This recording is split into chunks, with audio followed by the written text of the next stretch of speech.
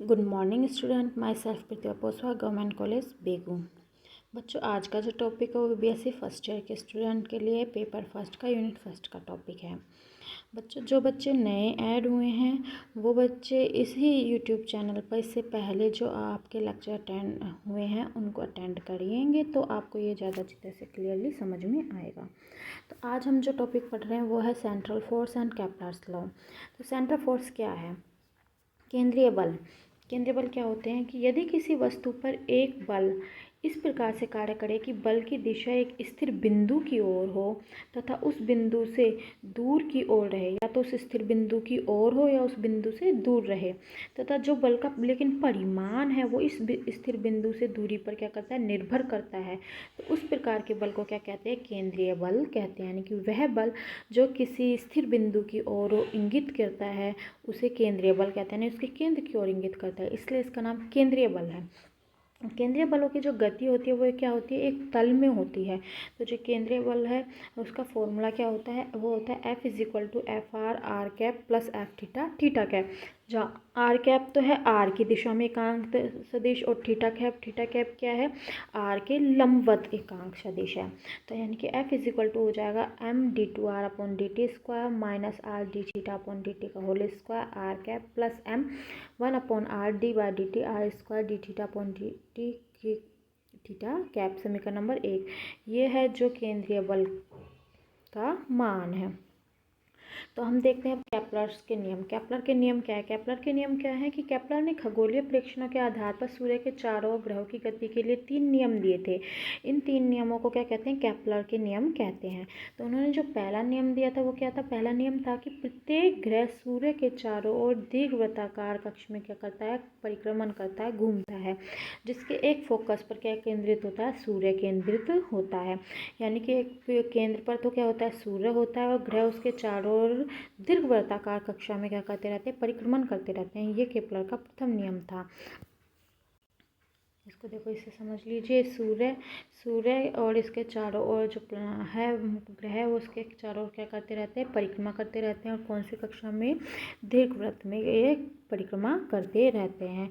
इसे केपलर का फर्स्ट नियम कहते हैं। केपलर का सेकंड लॉ, द्वितीय नियम क्या कहता है कि किसी भी ग्रह को सूर्य से मिलाने वाली रेखा समान समय अंतराल में समान क्षेत्रफल तय करती है।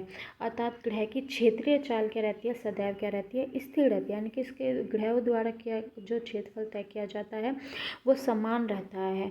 अर्थात d/dt क्या रहता है? हमेशा कांस्टेंट रहता है। यानी क्षेत्र समय के साथ जो क्षेत्रफल है वो हमेशा क्या रहता है? स्थिर रहता है। जैसे इसको इससे समझते हैं हम कि मान लो एक प्लैनेट है, वो P1 से P2 एरिया तय करता है। तो ये P1 से P2 एरिया, ये एरिया 1। इसी प्रकार से प्लैनेट अगर P3 से P4 तक दूरी तय करता है और कितनी है? ये एरिया 2। तो एरिया 1 एरिया 2 के क्या होता है? बराबर होता है। यानी कि ये जितना क्षेत्रफल दूरी ये तय करता है उतने में ही ये तय करता है। यानी एरिया 1 एरिया 2 के बराबर होता है। यानी कि क्षेत्रफल जो होता है वो हमेशा क्या? क्षेत्रीय चाल इसके क्या रहती है? हमेशा कांस्टेंट रहती है। तो इसके लिए जब ये सूर्य के पास ग्रह होता है उस वक्त उसका मोशन जो होता है वो फास्टेस्ट होता है, यानी कि तीव्र गति से गति करता है। और जब सूर्य से दूर हो जाता है तो उसका मोशन क्या हो जाता है? स्लो हो जाता है।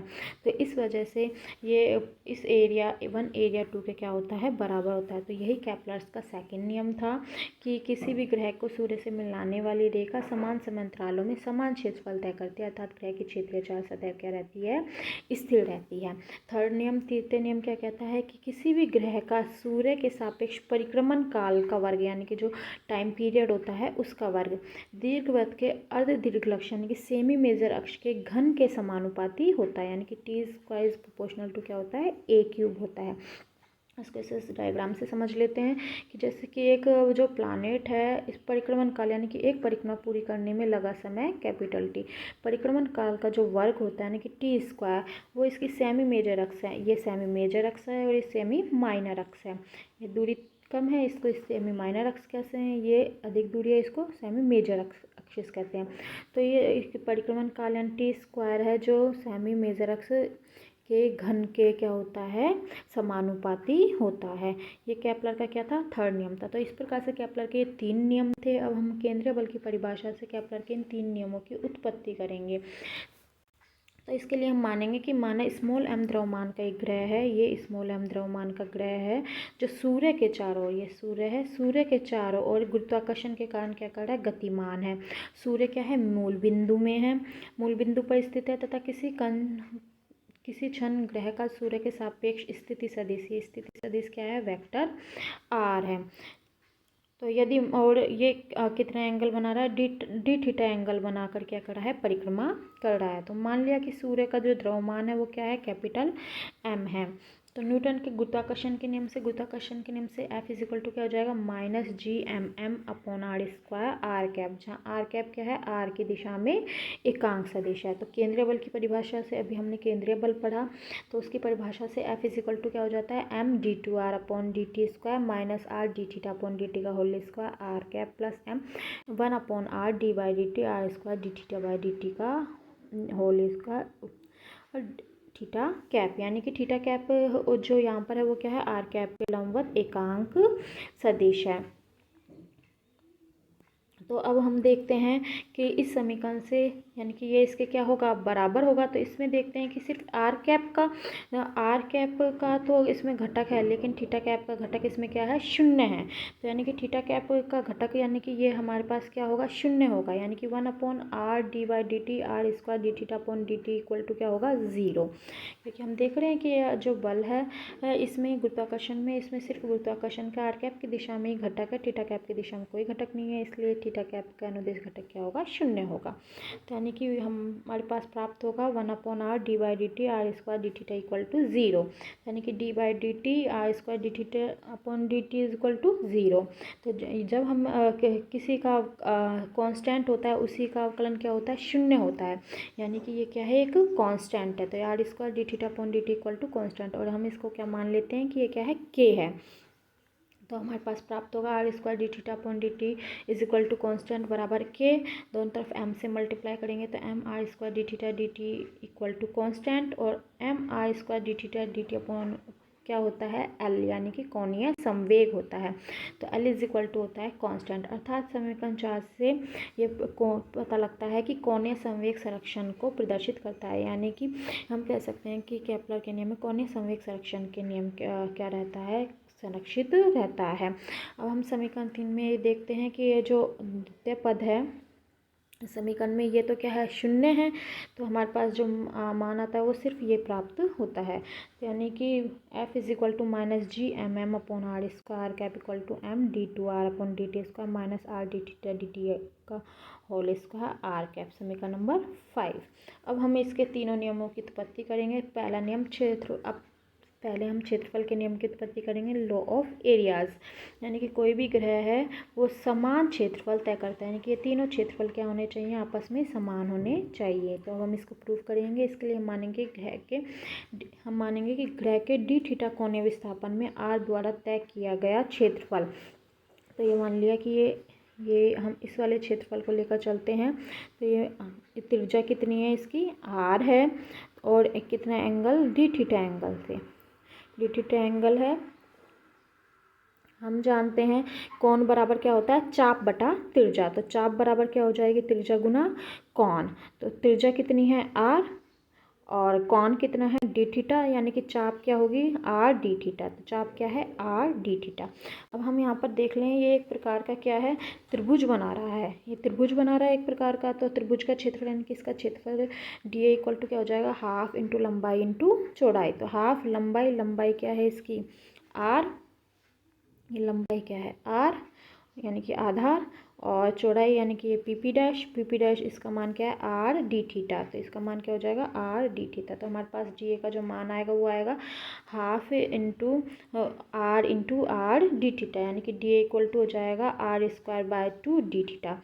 तो हमने मान लिया जो क्षेत्रफल पार किया है उसमें लगा हुआ समय क्या है, डी टी। तो यानी कि d a upon d t equal to क्या हो जाएगा, r² d theta upon d t. समीकरण नंबर 4 से हमने निकाला था r² d theta upon d t का मान क्या आया था, k आया था। तो इसकी जगह हम के पुट कर देंगे तो हमारे पास जो डी अपॉन डी टी का मान आएगा वो क्या प्राप्त होगा, k/2। तो यानी कि ये क्या है, कांस्टेंट है। तो प्रूफ हो गया कि क्षेत्रीय चाल क्या होती है, वो हमेशा कांस्टेंट स्थिर रहती है। यही केपलर का क्या था, द्वितीय नियम था। यानी कि स्पष्ट है कि सूर्य और पृथ्वी को मिलाने वाली रेखा समान समय में समान क्षेत्रफल तय करती है। अर्थात क्षेत्रफल ओ पी डैश बराबर होगा क्षेत्रफल ओ क्यू डैश के बराबर होगा क्षेत्रफल ओ आर डैश के। और यही केपलर का क्या था, सेकंड नियम था। तो इस सेकंड नियम की तो उत्पत्ति होगी। अब हम केपलर के दीर्घवृत्त के नियम की उत्पत्ति करते हैं, यानी कि लॉ ऑफ इलिप्टिकली ऑर्बिट। समीकरण नंबर 5 से हमें प्राप्त होता है -G/m/r² d2r/dt² -r d θ/dt m से एम कैंसिल, तो आ जाएगा d2r/dt² -r d θ/dt -Gm/r²। अब हम इसमें मान लेंगे कि माना r इक्वल टू क्या है, 1/u है।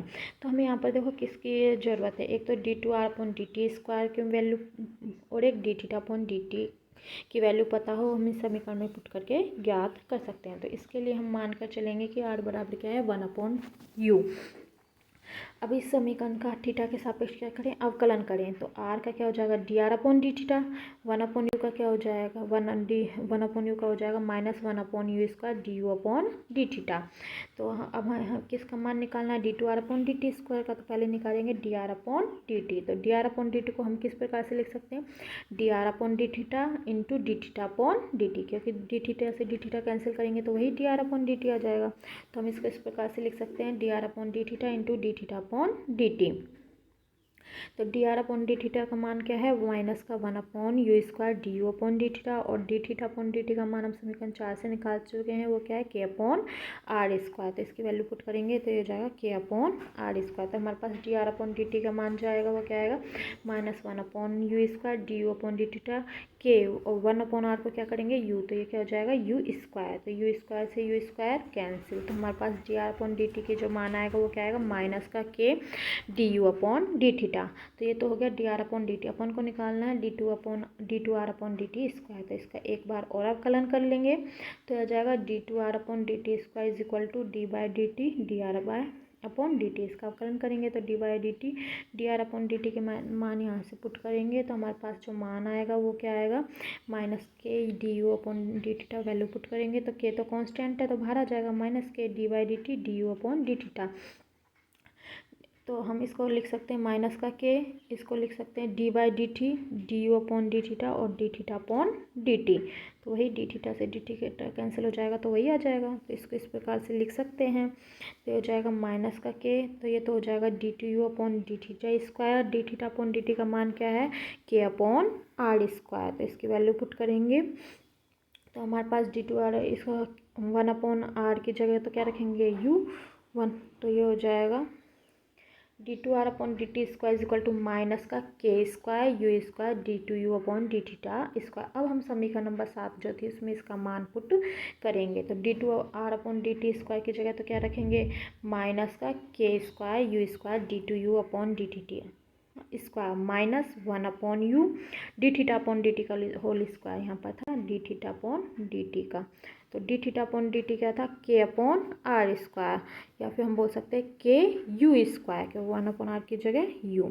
तो हमारे पास जो मान आएगा वो आएगा -1/u ku² का होल स्क्वायर, और -Gm/r² था, उसमें भी 1/r को u करा तो क्या हो गया, -Gmu²। तो इन दोनों समीकरणों से k² u² क्या करेंगे, कॉमन लेंगे। माइनस माइनस माइनस आपस में क्या हो जाएंगे, कैंसिल। तो ये k² u² कॉमन लेंगे तो यहाँ तो क्या बचेगा, du/dθ का होल स्क्वायर प्लस यहाँ होगा k² u⁴u। तो एक u से तो कैंसिल हो जाएगा तो हमारे पास सिर्फ एक u बचेगा, u is equal to minus नहीं प्लस Gmu²। तो ये u² से u² क्या हो गया, कैंसिल। तो हमारे पास प्राप्त हुआ d2u/dθ² प्लस u, k² इधर ले जाएंगे तो Gm/k²। तो हमारे पास जो समीकरण प्राप्त हुआ है ये हुआ है d2u/dθ² प्लस u Gm/k²। अब हम मानकर चलते हैं कि इस समीकरण का जो हल है वो क्या है, वो है u = 1/r c cos θ plus Gm/k²। ये हम इस समीकरण का हल मानते हैं। तो के स्क्वायर अपॉन जी एम से इसको मल्टीप्लाई करेंगे तो यहाँ पर तो जाएगा k square G M upon are is equal to के इसमें भाग देंगे तो ये जाएगा 1 plus K square C upon G M cos theta.